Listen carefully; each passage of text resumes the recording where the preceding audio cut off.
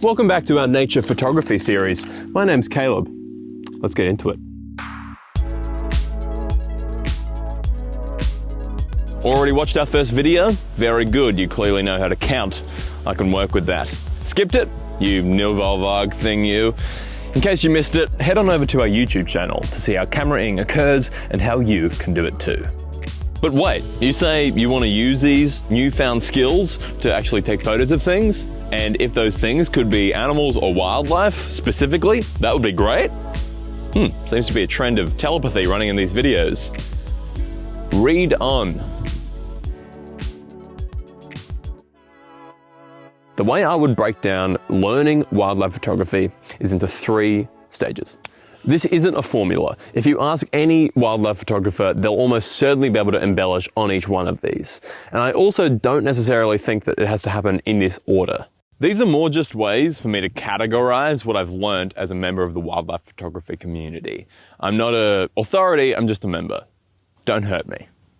1, you have to learn, which is the thinking stage.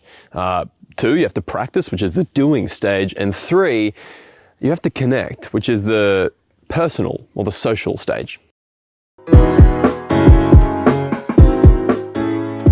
Read, listen, watch as much as you can. What I mean is read about wildlife and how to find and approach it. Listen to people who know how to do that stuff. Watch videos like these and get out there and watch people who know how to do it.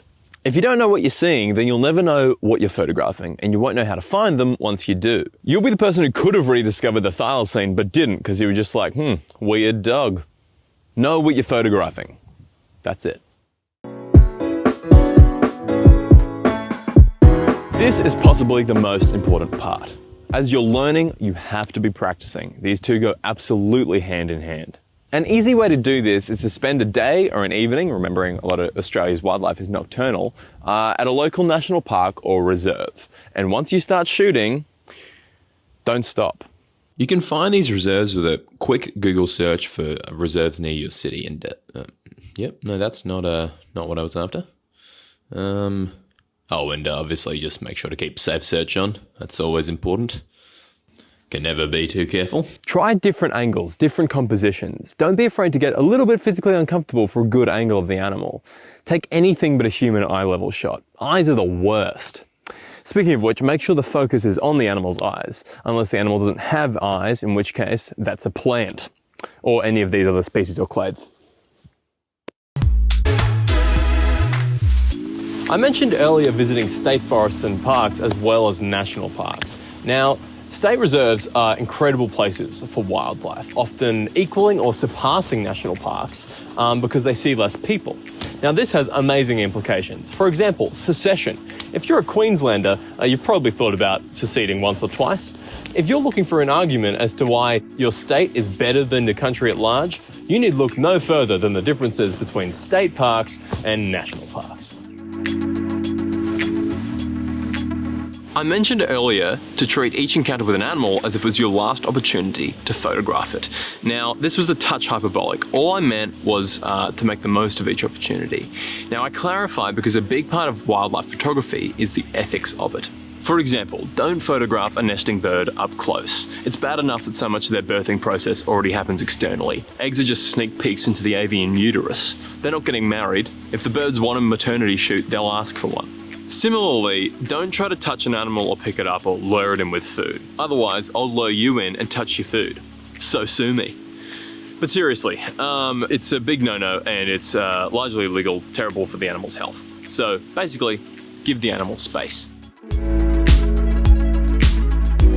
I should also stress that the extent to which you take all this is limited only by your imagination. I know people who stay up till 2 a.m. Spotlighting and then decide that a sunrise birding session sounds delicious. I also know me. I got here at midday. I'm a really good wildlife photographer. So that's that. Practice and then practice again. The next part is what rounds out your development, in my opinion, and hopefully can take you even further than the previous 2.